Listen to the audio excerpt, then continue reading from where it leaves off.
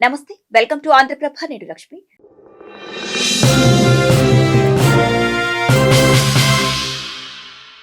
ఉమ్మడి వరంగల్ జిల్లా రాజకీయంలో తనకంటూ ఒక ప్రత్యేక గుర్తింపు సంపాదించుకున్న ఉద్యమ నేత, నర్సంపేట మాజీ ఎమ్మెల్యే పెద్ది సుదర్శన్ రెడ్డి హఠాన్మరణం అందరినీ కలచివేస్తోంది. 51వ ఏటనే గుండెపోటు రూపంలో ఆయన కన్నుమూయడంతో నర్సంపేట నియోజకవర్గంతో పాటు తెలంగాణ సమాజం శోక సంద్రంలో మునిగిపోయింది. ఈ విషాద సమయంలో ఆయన రాజకీయ ప్రస్థానం, జీవిత విశేషాలు నెట్టింటా వైరల్ అవుతున్నాయి. మరీ ముఖ్యంగా తెలంగాణ రాష్ట్ర సాధన దాకా పెళ్లి చేసుకోనంటూ చేసిన భీష్మ శపథం వంటి అంశాలను అభిమానులు, ఉద్యమకారులు ఈ సందర్భంగా గుర్తు చేసుకుంటున్నారు. ఆ వివరాలేంటో ఇప్పుడు చూద్దాం.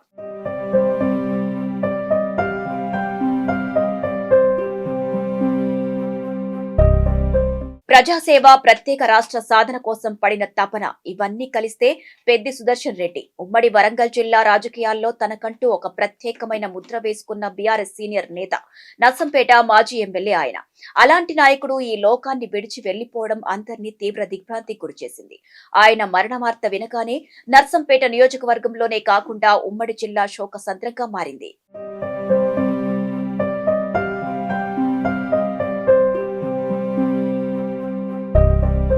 నిజానికి పెద్ది సుదర్శన్ రెడ్డి జీవిత ప్రయాణం సాధారణమైనది కాదు. వరంగల్ జిల్లా నల్లబెల్లి గ్రామంలో ఒక సామాన్య వ్యవసాయ కుటుంబంలో రాజిరెడ్డి, అమృతమ్మ దంపతులకు ఆయన జన్మించారు.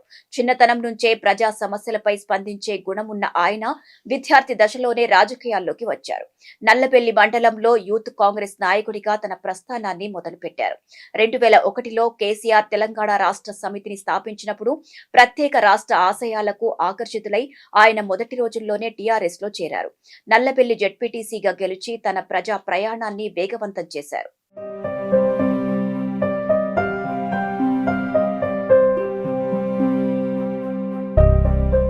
ఉమ్మడి వరంగల్ జిల్లా అధ్యక్షుడిగా దాదాపు 8 ఏళ్ల పాటు బాధ్యతలు నిర్వర్తిస్తూ పార్టీని గ్రామీణ ప్రాంతాల్లో బలంగా నిర్మించారు.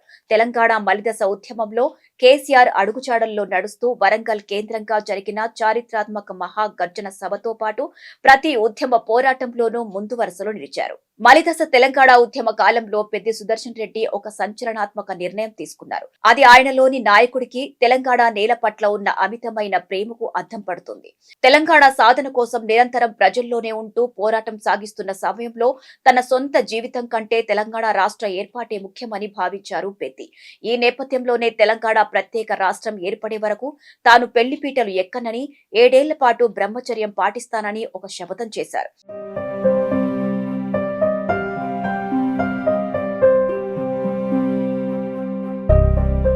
వయసు మళ్లిపోతున్నా ఇంట్లో వాళ్లు ఎంత ఒత్తిడి తెచ్చినా తన మాట తప్పలేదు. స్వరాష్ట్రం సిద్ధించే వరకు వివాహానికి దూరంగానే ఉండిపోయారు. నిజానికి ఇలా చెప్పిన మాటపై నిలబడ్డం అందరికీ సాధ్యమయ్యే విషయం కాదు. కానీ పెద్ది సుదర్శన్ రెడ్డి నిలబడ్డారు. తెలంగాణ ఏర్పడే వరకు పెళ్లి చేసుకోలేదు. ఆయన తీసుకున్న ఈ నిర్ణయం ఉద్యమం పట్ల ఉన్న అంకిత భావానికి, క్రమశిక్షణకు నిదర్శనం. ఈ క్రమంలోనే 2014లో ప్రత్యేక తెలంగాణ రాష్ట్రం ఏర్పడిన తరువాతే పెద్ది సుదర్శన్ రెడ్డి తన శపథాన్ని నెరవేర్చుకున్నారు. స్వరాష్ట్ర కల నెరవేరిన ఆ సమయంలో కుటుంబ సభ్యుల సమక్షంలో స్వప్న అనే యువతిని పెళ్లి చేసుకున్నారు. తెలంగాణ సిద్ధించాక తిరుమల కొండపైనే పెళ్లి చేసుకుంటానని మొక్కుకున్న ఆయన తన ప్రతిజ్ఞ నెరవేరిన తరువాత శ్రీ వెంకటేశ్వర స్వామి వారి సన్నిధిలో వైవాహిక బంధంలోకి అడుగుపెట్టారు. ఈ దంపతులకు కుమారుడు నిదర్శన్ రెడ్డి, కుమార్తె ధర్మిష్ఠారెడ్డి ఉన్నారు.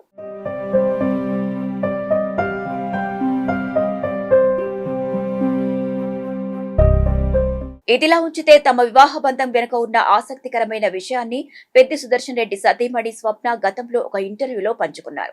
తమది ప్రేమ వివాహమని చెప్తూ ఆనాటి రోజులను గుర్తు చేసుకున్నారు. ఆమె పీజీ చదువుతున్న రోజుల్లోనే పెద్ది సుదర్శన్ రెడ్డి ఉమ్మడి వరంగల్ జిల్లాలో తిరుగులేని నాయకుడిగా ఉండేవారని చెప్పారు. ఆయన యూనివర్సిటీకి వస్తున్నారంటే చాలు విద్యార్థుల్లో ఒక రకమైన ఉత్సాహం కనిపించేదని, ఒక సినిమా హీరోకి ఉండే స్థాయిలో ఆయనకు స్టూడెంట్స్ లో క్రేజ్ ఉండేదని ఆమె తెలిపారు. ఆయనలోని విప్లవ భావాలు, తెలంగాణ సాధన పట్ల ఉన్న అంకితభావం, వెనుకబడిన ఆ ప్రాంతాన్ని ఎలాగైనా అభివృద్ధి చేయాలనే తపన తనను తీవ్రంగా ఆకట్టుకున్నాయని చెప్పారు. నిరంతరం స్వరాష్ట్ర సాధన కోసం, తెలంగాణ ప్రాంత సమగ్ర అభివృద్ధి కోసం ఆయన పడే ఆరాటం, చూపించే పట్టుదలే తనను ఆయన వైపు ఆకర్షితులయ్యేలా చేశాయని, అలా పెద్ది సుదర్శన్ రెడ్డి తాను ఎంతగానో ఇష్టపడినట్లు చెప్పారు.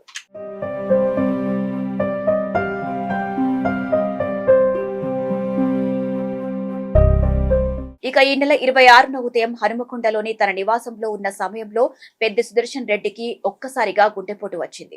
ఛాతీలో తీవ్రమైన నొప్పితో ఆయన కుప్పకూలిపోయారు. దీంతో కుటుంబ సభ్యులు తీవ్ర ఆందోళనకు గురయ్యారు. ఆలస్యం చేయకుండా వెంటనే ఆయన్ను హనుమకొండలోని రోహిణి ఆసుపత్రికి తరలించారు.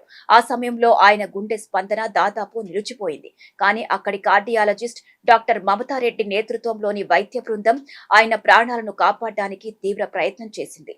ఈ క్రమంలోనే ఏకంగా 9 సార్లు సిపిఆర్ చేసి ఆయన గుండె మళ్లీ కొట్టుకునేలా చేశారు. ఒక అరుదైన వైద్య అద్భుతంలా ఆయన గుండె స్పందన తిరిగొచ్చినప్పటికీ అప్పటికే చాలాసేపు గుండె ఆగిపోవడం వల్ల మెదడుకు ఆక్సిజన్ అందక నాడీ వ్యవస్థ దెబ్బతింది. అనంతరం పెద్ది సుదర్శన్ రెడ్డిని మెరుగైన వైద్యం కోసం హైదరాబాద్ లోని యశోద ఆసుపత్రికి తరలించారు. ఈ క్రమంలోనే వెంటిలేటర్ పై చికిత్స అందిస్తూ వైద్యులు తీవ్రంగా శ్రమించారు. కానీ మెదడు కోలుకోకపోవడంతో చివరకు ఆయన తుది శ్వాస విడిచారు.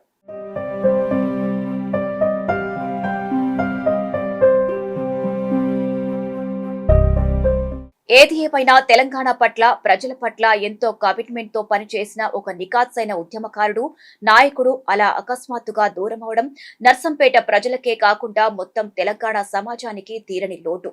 ఈ క్రమంలోనే పెద్ది సుదర్శన్ రెడ్డి ఉద్యమ పంత ప్రజలకు సేవ చేయాలనే ఆలోచన, అంకుటిత దీక్ష, ఆయన చేసిన శపథం ఎప్పటికీ గుర్తుండిపోతాయి.